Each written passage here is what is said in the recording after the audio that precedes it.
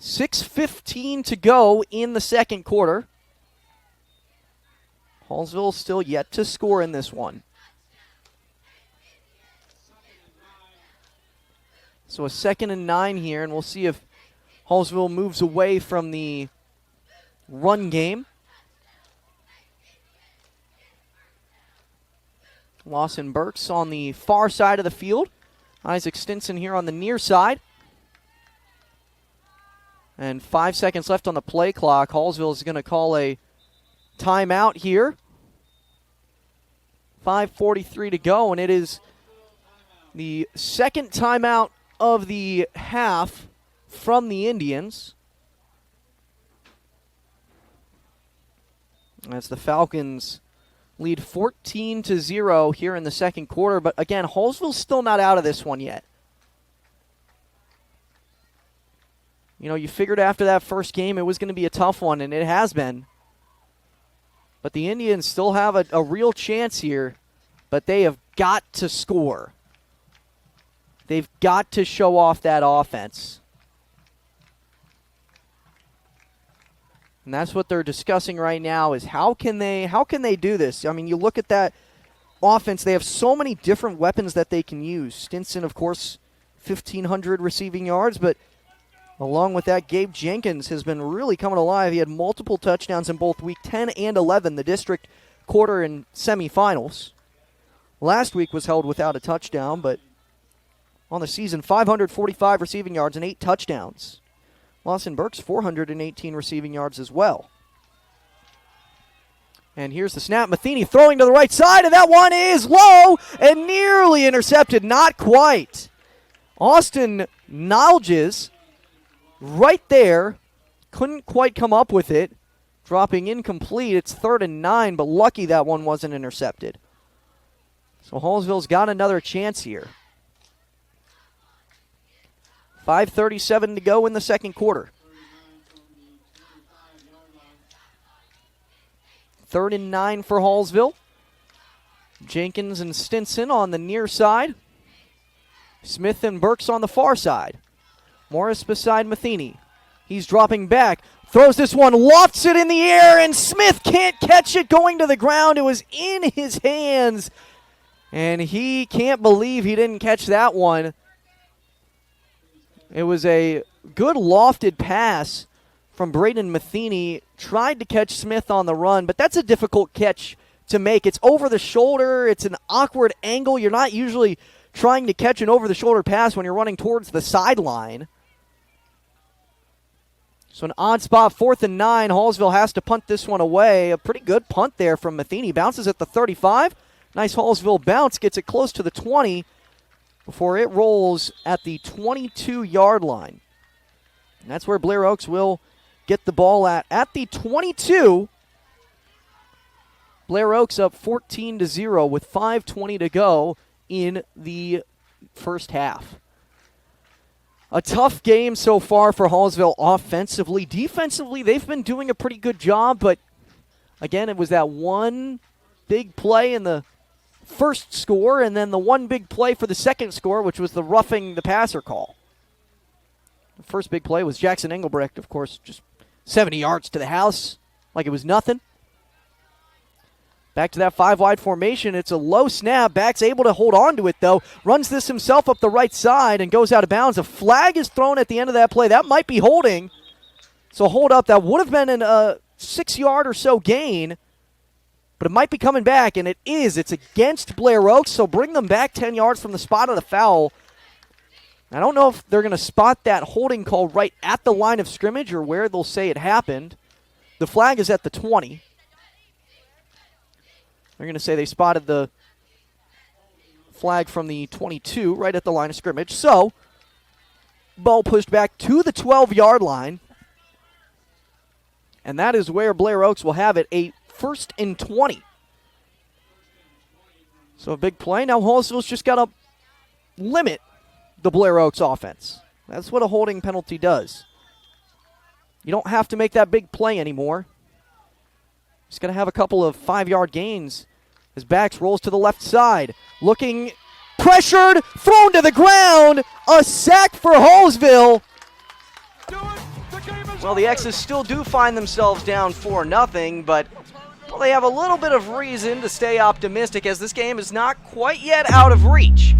Travis Seabrook will look to keep it a 4-run lead for the Gold Eyes, however, as he's back out here, and Daniel Montano will lead off the frame for the Explorers, and well, he's 0 for 1 in the game today, but he has been real good against lefties, as we talked about earlier, batting over 400 on the season against the Southpaws. First pitch here from Seabrooks hit the opposite way and out of play.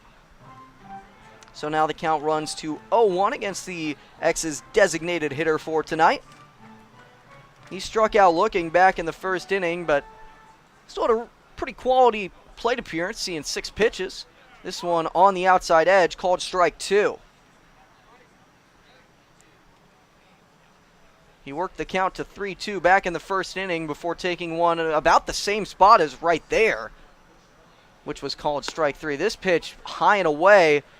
That one was a pretty well-located pitch, and a lot of batters are going to go ahead and chase for that one, but Montano, he stays disciplined up there.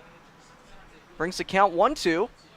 Here's a pitch. This one sent foul down the right field line as it bounced in the dirt on the warning track and then over the fence, just shy of the Winnipeg bullpen. Count remains 1-2 here. X is trying to get back into this one, and well, they only have 1 hit against Seabrook today. Their only base runner was Ozzie Martinez back in the second. The 1-2, this one missing low and away in the dirt, and it's 2-2. But yeah, Travis Seabrook, he's been pretty dominant today. And he was as well. You go back to his 2 starts ago against the Explorers when the Gold Eyes won 8-0, although that was what you might consider a JV team, as this one misses high. It's ball 3, and the count is full. Maybe a C team of sorts as well, with the bad luck that the X's were dealt with. 3-2 count here, and it's fouled back into the netting, so Montano staying alive here. Another good plate appearance, as well, he's seen 7 pitches, but you know, talking more a little bit about Seabrook, he went 4 innings without allowing a run back against Sioux City in Winnipeg on June 16th. 3-2, taken outside, ball 4, and Montano will take his base, representing the second base runner of the game for the Explorers, and trying to get things started with a leadoff walk. Now John Nagowski at the plate with nobody out, runner on first base, and Travis Seabrook looking to keep his strong start going, but the X's do have a threat. They want to get some revenge here as the first pitch to Nagowski drops in there for strike number 1. Talk about revenge. I mean, Winnipeg has just had the upper hand in this battle all year long. 6-1 against the Explorers. So they've got every reason to want to win one here. 0-1 count to Nagowski. He watches that one miss outside for ball 1. Montano on first base. He's an outfielder, but only 1 stolen base on the season. Been caught stealing once. Designated hitter tonight. Nagowski, the first baseman. He's 0 for 1 in the game. 1-1 count here as that one's taken high. It's 2-1.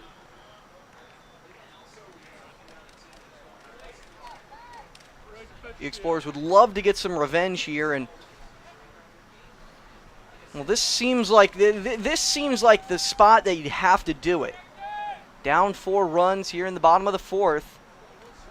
Jaron Jackson's been looking good the last 2 as this one's well hit into left field. Pretty well hit, going back to the wall, at the track, at the wall, leaping, it's over his glove, out of here! 2-run shot, John Nagowski, and the Explorers have just cut this deficit to 2 runs. Hold the phone here as the Explorers make this one a game. John Nagowski trots around the bags, and it's 4-2. 6-point game. A&M still leads. 14:30 on the game clock. Wade Taylor bringing up the ball, and that's maybe one of the more underrated guys on the team. He's been having a slow start here, only 4 points for a guy that's averaging 15 as that one's tipped away. Mark Mitchell into the hands of Bates, up to Grill. Grill trying to dish it to Perkins in transition, who steps back, still trying to find someone. Mitchell pulling up from the left wing, and that one's not going to go. A little bit of an iffy three-point shooter there, Mark Mitchell, but he has the confidence to take the shot, just wasn't able to splash it. 6-point lead for the Aggies still. 14 minutes on the game clock. Wade Taylor underneath the basket. Back out. Left wing. Three-pointer from Garcia. No good. Rebound by Mitchell. Up to Bates. Now transition. Cruz. Alley-oop attempt. Not going to go. He found himself just a bit under the basket and had to try and put it up before he was taken out of bounds. Still a 6-point lead for the Aggies. Fast-paced offense here as this is finally slowed down. Payne in the short corner on the near side. Mitchell playing up on him, trying to knock that ball away. Payne not able to put the spin move on in the post until now. He gets into the restricted area, tipped away, but a foul called against Mark Mitchell. So 2 free throws coming for the 6'9" junior. Yeah, right there. That was just Payne going to work down low. Tried to get him on the dribble move, couldn't do it. Eventually just started backing him down in the paint. And Mark Mitchell, 6'9", 230 pounds, a really tough guy to back down. But then you look at Pharrell Payne, he's got about 20 pounds on him. So really good move right there by him, and he draws the contact, gets to go to the line. Yeah, Payne 3 for 4 from the free throw line this game. On the season, just a 57% free throw shooter, but some nights you're just feeling it from the free throw line. And it seems like this might be one of those afternoons. But maybe not. Maybe I spoke too soon right there as he misses the first one, hit off the back iron, and goes off to the left. 6-point lead still, 49-43, and it's kind of been stuck at this score for a couple minutes. Both teams exchanged heavy offensive possessions early in the game, and now it seems to be the more physical defense. Here's the free throw from Payne. Can he go 1 for 2? No, he misses both of them. Rebound goes to the freshman Marcus Allen, who just checked into the game for Mizzou. Tony Perkins now with the basketball. Bates, Perkins, Mitchell, Grill, and Allen on the floor. And Grill got himself up in the air, lost the ball, and just had to flick it off. Still on the ground, and A&M finally picks it up. Now they've got a transition opportunity. Taylor breaking in from the wing, and he loses his dribble a little bit, picks it back up, and Perkins will bring him back out to the three-point line. Driving in, a dish off to the side, trying to get it to Payne, but a foul called on the floor. That's the 4th team foul of Missouri. Well, they're certainly getting up there. 12:56 to go in the second half. Like I said earlier, they're playing physically. We might have to start watching that team foul counter. Yeah, right now the team fouls at 4 for Missouri, 3 for Texas A&M. So, about halfway to the bonus for each of these squads. Only 7 minutes into the game, but we'll see Tamar Bates checking out, Josh Gray checking in for the Tigers. Looking for the inbound here. The 5 on the court for A&M, Carter, Hefner, Taylor, Washington, and Coleman. This one a long ball into the hands of Jace Carter. Carter trying to get himself going. He's been struggling certainly this season. 25% from beyond the arc, only 40% from inside. Wade Taylor with it. Working on Josh Gray. Step back from way downtown, and that's an air ball. Tried to get the call as Josh Gray pulled up on him, but not enough contact there to call a foul. So Missouri gets the ball as that one goes out the baseline, and still the 49-43 score here. I feel like we should have seen a bucket at this point. It's been a while for both teams. Yeah, it has. Texas A&M on a 2-minute 10 scoring drought, and it's been a while for the Tigers as well. Tony Perkins at the Mizzou logo. 12:30 to go in the second half. Screen coming up from Josh Gray. Perkins working on Hefner now. Gets into the low block on the right side. Rejected down low, but it goes out of bounds. 2 A&M players fighting for it with each other, and it's off of both of them. It goes out the back line, Missouri basketball.